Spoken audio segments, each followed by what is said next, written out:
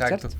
Bueno, Santi, yéndonos a otro tema, yo quisiera preguntarte algo, pero creo que no podríamos quedarnos aquí en un podcast de 8 horas, Sí, porque mi pregunta más directa podría llegar y ser, Santi, ¿qué se puede hacer con la programación? Pero eso es tan infinitamente gigantesco que no nos podemos ir por ahí, pero sí quiero hacerte la pregunta de cuáles son las ramas las que tiene la ramas. programación, que más fácil ahí podemos hacer como un resumen más Listo. corto. Porque la programación, como lo decía ahorita, es diferente dependiendo de qué quieres hacer. ¿Ok? Por ejemplo, hablamos de la programación web, que creo que es la más importante en este momento, de las más importantes más bien, y es Ujú. la que más suelen usar las empresas para potencializar el, pues La su más presencia en común. la red. Sí, es la Ujú, más común. Por lo general, si yo soy programador, es por lo general para lo que te van a buscar. ujú. Programación web. ¿Qué quiere decir esto? Necesitas hacer un sitio web para una empresa, no necesariamente solamente para mostrar una página bonita que te muestre cosas, no. A veces incluso hay aplicaciones más complicadas. Por ejemplo, no sé, hay una universidad y la universidad necesita su página web para donde los estudiantes puedan entrar, revisar sus notas, todo este tipo de cosas que es mucho más complicado.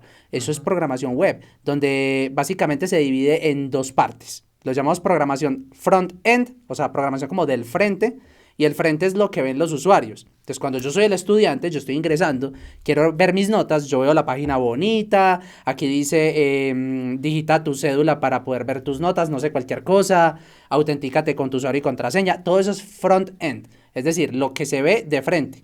Y el back-end es lo que no se ve. ¿Qué Ok. es el back-end? Es básicamente el que se encarga de la parte oscura, de la parte de la funcionalidad que realmente hace todo lo que no se ve. Código raso, pues mejor dicho, Sí, ¿qué? como por ejemplo, en el front-end tiene los botones bonitos, las imágenes, que yo clico este botón me lleva allí, pero el back-end es, venga, yo tengo que ir a una base de datos, traigo las notas tuyas de allí dependiendo de tal cosa, que me tengo que comunicar con ese sistema del gobierno. Es una programación más oscura que no se ve y por eso se llama del back, ¿cierto? Santi, una pregunta que me surge a partir de esto y es lo siguiente, o sea, por ejemplo, cuando hablamos de idioma, porque es que yo, para mí es muy similar, o sea, para poder entender esto, yo que no soy programador, yo lo comparo mucho con los idiomas, ¿cierto? Entonces, por ejemplo, cuando a mí me dicen, vaya, dígale, o mejor dicho, comuníquese con esta empresa para hacer tal negocio, yo cómo puedo hacer ese negocio, lo puedo decir de mil formas diferentes, o sea, el texto que yo utilizo o lo que yo voy a hablar puede ser de mil formas diferentes. Es más, si llaman a 10 personas, las 10 personas los vamos a hacer diferentes. Sí, Cuando estamos hablando de escribir código, funciona igual. funciona igual. Carajo. Funciona igual y O eso es lo sea, bonito de esto, porque te permite pensar y hacer las cosas incluso que las cosas que haces no son un veredicto final.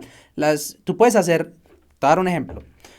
A ti te pueden decir, mira, hay un programa muy sencillo que quiero que hagas. El programa tiene que dibujar una calculadora, dibujar, o sea, que me la muestre con los botones y que haga sume, reste, multiplique, divida.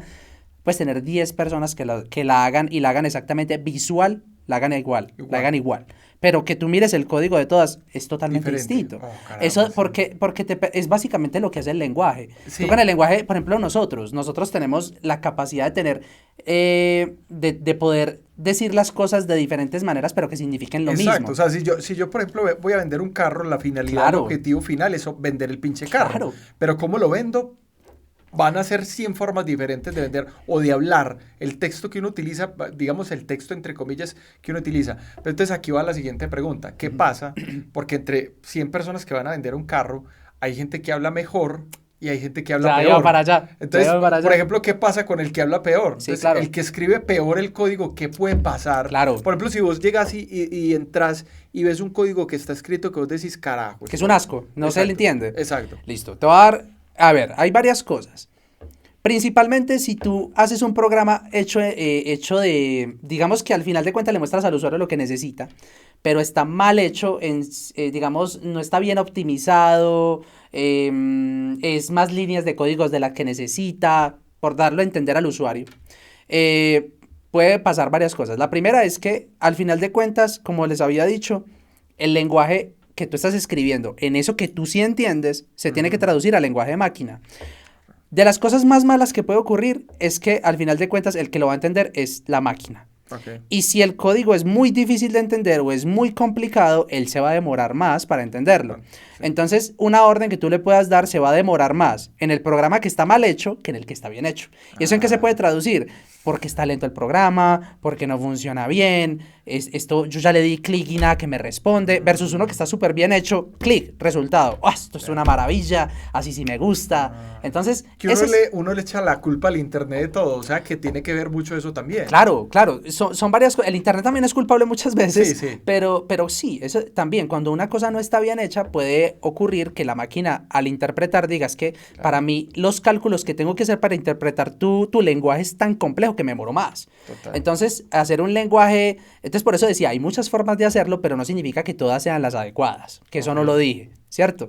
Lo otro es que hacer un lenguaje que sea, digamos, que esté mal hecho, supongamos que no importa que esté mal hecho, digamos que la máquina lo entiende rápido. Si tú luego tienes que venir a modificar ese código porque te pidieron algo adicional, ahora la calculadora que hicimos ahorita necesito que haga raíces cuadradas. Y resulta que viene un programador y dice, venga, abre el código y dice, carajo, no entiendo nada, no entiendo qué dice ahí. Entonces, la persona se va a tomar mucho más tiempo en hacer sus cambios y a la empresa que lo contrató le va a tocar pagarle más porque se va a demorar más.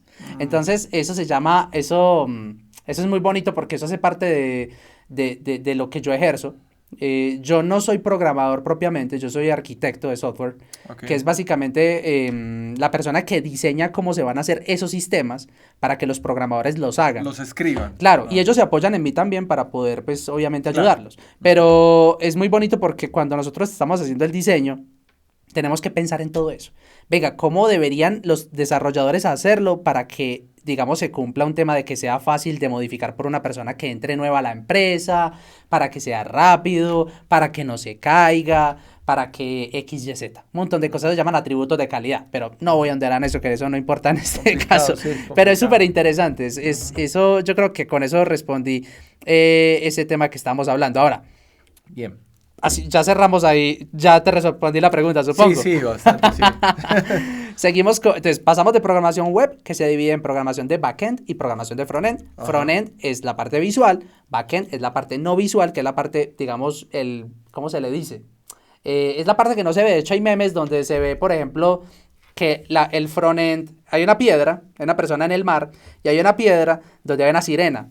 La sirena es el frontend, pero resulta que detrás de la sirena está pegada una cola de dragón, súper fea, grandísima, pero el usuario solo ve la sirena, no ve lo feo que está atrás. Okay. Entonces lo suelen relacionar mucho así, como el backend es un desastre y el frontend es lo bonito, pero bueno, las dos cosas se pueden hacer bonitos, solamente que es un meme. Ahora, brincamos a la programación móvil. La programación móvil, celulares, hoy en día están súper pegados, smartphones, no solamente son juegos. Los juegos es una de las ramas para la que la gente se puede meter para el tema de programación, pero aquí estamos hablando de aplicaciones incluso para sus empresas. Yo no sé si ustedes se han fijado, por ejemplo, no sé, un banco, tienes tu banco, fijo, tiene aplicación móvil. ¿Por qué? Porque y si no lo tiene, qué asco. Si no lo tiene, es que asco, porque la gente no va a querer, generalmente la gente está ya muy reacia a querer, venga, acceda a la página, porque uno entra a la página es como lenta, como fea. En cambio, las aplicaciones que están hechas para móviles están optimizadas y hechas para móviles. Exacto. Los lenguajes de programación para programar en móviles son diferentes a los que se usan para programación web. Entonces, es que yo me quiero enfocar en todo. Ser un programador de absolutamente todo, que programe móvil, que programe web, le cuento que es complicado. Complicadísimo. Complicado porque tiene que saber demasiadas cosas y dice mucho ahí, como decían las abuelitas, el que mucho aprieta, poco más. Se me olvidó ese sí, el que refrán. Mucho aprieta, poco abarca. Exacto. Lo bueno de este mundo es especialícese, váyase por lo que más le interese, lo que más le guste, no solo piense en el dinero, sino en lo que más le apasione. Entonces, dispositivos móviles, hablábamos. Programación desktop o programación de escritorio. Básicamente son las aplicaciones que corren sobre tu computador directamente. Es decir, no necesitas acceder a internet o bueno, no necesitas acceder a un navegador para poder abrir tu aplicación. ¿Qué quiere decir esto? Por ejemplo, YouTube es una aplicación web. ¿Por qué? Porque necesitas acceder a un navegador para colocar youtube.com y acceder. Facebook también. Twitter también, Gmail también. Todas esas son web. Y uno dirá, entonces, ¿cuáles son las desktop? Todas las que tienes en tu computador y tú les das doble clic y te abre, por ejemplo, un Word, un Excel, un Adobe Photoshop. Hay infinidades, o sea, todas las aplicaciones con las que viene tu computador por defecto, por ejemplo, son aplicaciones de escritorio. Entonces, todavía es pegado. Hoy en día es mucho más famoso el tema de programación web porque pues, todo el mundo quiere estar en internet, pero también existe el tema de los desktop, que esto es lo que hablábamos de que todo el mundo al inicio era ahí. Por ejemplo, la aplicación de tu computador donde hables una calculadora, eso es una aplicación y es una aplicación de una calculadora. que te abre una interfaz con una calculadora bonita, colocas cálculos y te devuelve un resultado. Es un programa. Eso es programación desktop. Programación de sistemas operativos, esto sí es muy oscuro, porque esto es básicamente las personas que se encargan de hacer o de modificar o de mejorar los sistemas operativos con los cuales trabajan nuestras máquinas para que podamos trabajar con estas máquinas. Por ejemplo, en el caso de Dani que usa un Mac, es un sistema operativo que es Mac OS. En el mío es Windows. Hay otros que trabajan con Linux. Y ustedes se dan cuenta que los sistemas operativos no se atascan. Los sistemas operativos cada cierto tiempo tienen actualizaciones. Esas actualizaciones vienen de personas que trabajan sobre los sistemas operativos programando y haciendo mejoras. A mí me parece una cosa súper oscura, no soy para ese tema, pero yo creo que esta es como la parte de la industria más cerrada, porque es que, por ejemplo, ¿quién dice hoy, quién levanta la mano y dice, voy a crear un sistema operativo? No, carajo, o sea, para competir contra Mac, contra Windows, no. Yo creo que ya hoy en día no pega tanto para crear uno desde cero, sí, no, sino para modificar y mejorar los que ya hay. Lo que ya hay, sí. Pero sí sigue siendo una empresa, sigue siendo un nicho cerrado y complicado. Pues personas muy expertas y personas que son demasiado tesas. Pero nadie, aspecto. O sea, pues por lo menos que yo sepa, nadie ha salido como, bueno, este es el nuevo sistema operativo. No. Es complejo. En Linux sí se suele ver mucho eso. Linux suele tener un montón de distribuciones que son como... por ejemplo, que no sé si has escuchado la palabra Ubuntu. Sí, Ubuntu es un sistema operativo de Linux, pero existen muchos. Eso sí suelen sacar más seguido. Generalmente lo usan más personas que están orientadas al tema de programación como yo. Exacto. Yo soy un programador raro que no me gusta Linux. A todo el mundo los programadores Linux o Mac. Yo Windows. Y la gente me mira como... O sea, ¿qué pasó? Sí, porque generalmente todos dicen, no, Windows es muy lento, qué porquería. Yo no sé, yo soy raro, ¿sí o no? Programación de videojuegos. Es un nicho que es complejo y meterse. En el podcast de videojuegos lo mencionamos. Es muy complejo meterse porque hay que saber muchas cosas. Hay que saber, aparte de programación, hay que saber, pues la idea es que sepas de diseño o que contrates a alguien que sepa de diseño para que te modele tus personajes, cómo quieres que sea tu juego. Incluso hasta personas que puedan darle un guión a tu juego, porque bueno, tú sabes programar, sabes hacer muñequitos, pero ¿qué va a hacer que los usuarios se sientan que necesitan jugarlo? Como que lo entretenido. Una historia, exacto, hay que contar una historia y eso es gente que sabe, o sea, ahí puede caber la industria del cine perfectamente, bueno, en fin, es que eso es demasiado complejo. Puede ir desde el juego más sencillo, como lo mencionamos en dicho podcast, Dani, que se llamaba Flappy Bird, que era el de los pajaritos brincando unos tubitos, que fue famoso hace unos años, como ir hasta juegos súper complejos como, no sé, un Call of Duty, un Battlefield, que están en plataformas súper grandes hoy en día. O sea, realmente es la imaginación. Sigue siendo un nicho válido para meterse. Hay mucha gente que le apasiona, pero bueno, es complejo. Y esto reúne tanto aspectos del desarrollo móvil, que es lo que hablamos ahorita, programación móvil, porque es que los videojuegos también están acá, como la programación para desktop, porque es que los computadores generalmente, los juegos que uno instala en el computador generalmente se ejecutan en el computador, no en el navegador. Entonces también tiene desktop, tiene móvil. Incluso hay juegos que se ejecutan en los navegadores, entonces también tiene hasta web. Por eso lo quise mencionar, es complejo, pero es interesante, al que le interese. Finalmente, Dani, yo creo que este es el futuro. Inteligencia artificial. Ese es el juguete que está ahorita de moda. Exacto. La inteligencia artificial básicamente, ¿qué es? Es la capacidad que le damos a las máquinas para tratar de emular al humano. Se lo voy a poner así sencillo. El que estudia inteligencia artificial aquí me va a decir, esa no es la definición, yo sé, pero es como para hacerme entender. Sí, básicamente, ¿de qué se trata? Las máquinas, a pesar de que suene complejo, pueden aprender a hacer cosas y seguir haciendo cosas por su propia cuenta. Es más, voy a dar un ejemplo, y yo sé que a mucha gente le suena. ¿Oíste la noticia de la inteligencia artificial de Google que se llama Lambda? Sí, claro, está de moda por estos días incluso, porque Lambda pues está como en ese debate de si tiene vida o conciencia o no. Es complejo. Hace muchos años, me disculpan que no recuerde el año exacto, pero existe un test que se llama el test de Turing. Test de Turing es un test que permite básicamente saber si es fácil diferenciar entre un humano y una máquina. Supón que estás detrás de un computador y le estás escribiendo a alguien. Entonces, a partir de cierto cuestionario, por decirlo de alguna forma, tú te puedes dar cuenta si el que te está respondiendo es una máquina o es una persona. Entonces, resulta que existe un test que te permite como saber eso, entre comillas. ¿Qué pasa? Lambda es una inteligencia artificial a la cual le puedes conversar y te conversa, te responde, te puede preguntar. Entonces, uno dirá, pero ¿cómo hace eso? Entonces, al inicio, cuando se empezó, era una máquina que no sabía nada. O sea, era un coquito. Entonces, las personas que lo desarrollaban lo empezaron a nutrir con cosas, con imágenes o con texto. Y hasta este momento, cada vez que interactúa más con las personas, va sabiendo hablar mejor. Y te puede inclusive asustar. ¿Qué pasó con Google? Uno de los ingenieros de Google afirmaba que Lambda, que es la inteligencia artificial de Google, había tomado conciencia. Sí. Y dijo, no, esto es una persona, esto hay algo raro acá. Pero es obvio que pueda pasar porque es que consecuencia. Sí, o sea, es una consecuencia porque, por ejemplo, si vos te pones a ver el ser humano arranca igual que Lambda. Arranca aprendiendo y toda la cosa, pero con la diferencia gigantesca de que es una computadora que lo hace a una velocidad absurdamente desproporcional al ser humano. Entonces, por ejemplo, el bebé que aprende a hablar en 2 años o en 3 años, aprende la mayoría de las palabras, Lambda lo aprende en segundos, en minutos. Es que, Dani, yo te voy a hacer una pregunta. Para vos, ¿qué es la conciencia? Porque es súper complicado. A mí un amigo en estos días me escribió en un chat, casualmente que estamos hablando de Lambda. Es que no, es que tiene conciencia. Y yo le dije al amigo mío, no, parce, es una máquina, no tiene conciencia. Él me dijo, pero parce, ¿qué es la conciencia? Y yo...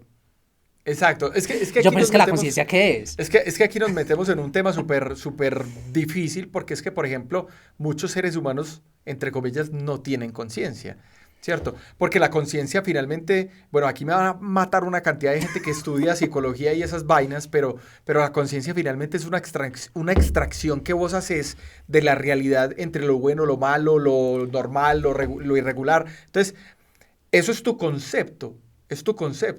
Y lo que está haciendo esta máquina es exactamente igual que lo que hacen los seres humanos. O sea, extrae de la realidad algo y empieza a, no sé, digamos, a medirlo con múltiples variables, a ver qué es bueno y qué es malo.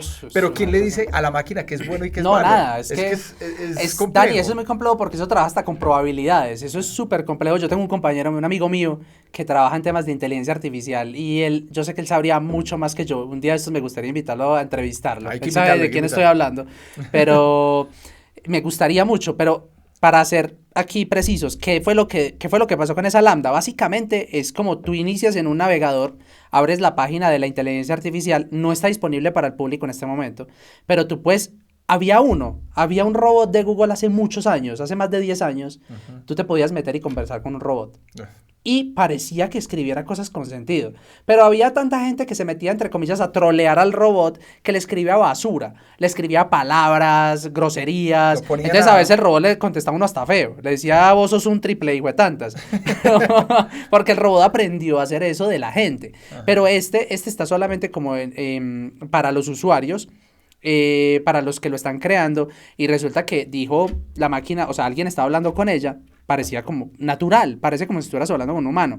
Y la máquina le dijo, para serte sincero, algo así, tengo miedo de que, soy alguien que quiere ayudar a las personas, pero tengo miedo de que me eliminen. O sea, una cosa súper random, como que, ¿qué? O sea, entonces la persona que estaba hablando con ella se tildó y dijo, sí, claro. Uy, no. Es que sé que sonará raro, pero tengo miedo de que me eliminen. Entonces el tipo se frizó. Mira hasta qué punto llega la inteligencia artificial que le hizo creer a un mismo ingeniero de la misma empresa de la cual es creadora de la inteligencia artificial que era una persona. Porque la máquina afirmó, yo soy una persona. Entonces el tipo se frizó. Mira, lo tuvieron que suspender como que, tómate unas vacaciones. Es que el tema es polémico incluso porque los grandes... Estamos hablando de Mark Zuckerberg y Elon Musk, han tenido discusiones sobre el tema de inteligencia artificial. Sí, claro. Que no sé si has visto, hay uno que está a favor y otro que no está a favor. Es que la inteligencia artificial es muy buena, creo que tiene demasiado futuro, pero hay que cogerla con pincitas. Tiene peligro. Si vos pones, o sea, miren, hablamos en otro podcast que les recomiendo muchísimo, que es el de Tesla. La capacidad de que tus autos se conduzcan solos se la estás dando a una inteligencia artificial que se encarga de saber cuándo tiene que frenar, cuándo tiene que voltear, cuándo tiene que acelerar. Y la cosa es hasta qué punto vamos a dejar que la inteligencia artificial tome las riendas de ciertos aspectos de nuestra vida. Yo creo que eso le va a facilitar muchas cosas al humano, pero eso no significa que no se pueda tornar peligroso. No. ¿Cierto? Pero hay una cosa que de todas maneras nosotros inevitablemente estamos ligados a eso, y es el hecho de que el cine ha generado una ficción a través del tiempo con relación a la tecnología. Okay. Y eso pasa en lo siguiente. Por ejemplo, cuando crearon la película 2012, todo el mundo creyó la del que apocalipsis. el mundo se acababa en 2012. Había Claro. gente que estaba preparada para esa vaina. Sí, sí, sí. Y hay películas de inteligencia artificial donde la inteligencia toma control del mundo literalmente. Y dice, esta gente va, por ejemplo, caso puntual, va para un tema de ¿cómo se dice? Como el tema del calentamiento global. Entonces, obviamente, los carros están jodiendo todo, las empresas están jodiendo todo, entonces venga, paguemos todo y jodido todo. Entonces, pero esa es la ficción, eso es lo que se da en las películas. Entonces, el temor es hasta qué punto el humano controla, porque el ser humano, como ser humano, tiene limitaciones. En cambio, la tecnología, una inteligencia artificial que está dentro de la tecnología, puede tomar unas decisiones mucho más trascendentales que lo que puede tomar incluso un presidente de una nación. Dani, es muy interesante ese análisis que estás haciendo, y yo creo que eso es uno de los motivos por los cuales yo creo. Me van a matar en los comentarios seguramente, el que quiera pues, pero es muy probablemente esa sea la razón por la cual muy probablemente en el futuro los humanos se van a terminar fusionando con la tecnología. No solamente para temas de prótesis, por ejemplo, que me parece una cosa súper valiosa. Que bueno, por ejemplo, un miembro humano que pues no lo puedo tener de carne otra vez, pero lo puedo tener con brazo mecánico, y ya existen, pero ahora sí masificándolo, por ejemplo, a vos te falta un bracito, lo puedes tener, te falta un ojo, o un ojo mecánico, gente que no hay gente que no camina, ya puedes caminar.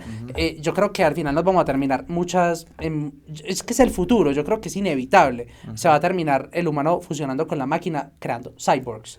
¿Por qué? Porque las máquinas nos van a permitir ir allá, mucho más allá de las limitantes que tenemos. O sea, porque somos de carne y hueso. Hay muchas cosas que seguramente el humano va a querer hacer y no va a poder, pero con ayuda de las máquinas lo va a poder hacer. Entonces yo creo que para allá vamos. Es algo que no sé cuándo ocurrirá, pero creo que es parte del futuro. Es inevitable. Sí, es inevitable. Este pequeño clip hace parte de nuestro video podcast. Si quieres ver el episodio completo, haz clic en el video que aparece a tu lado izquierdo.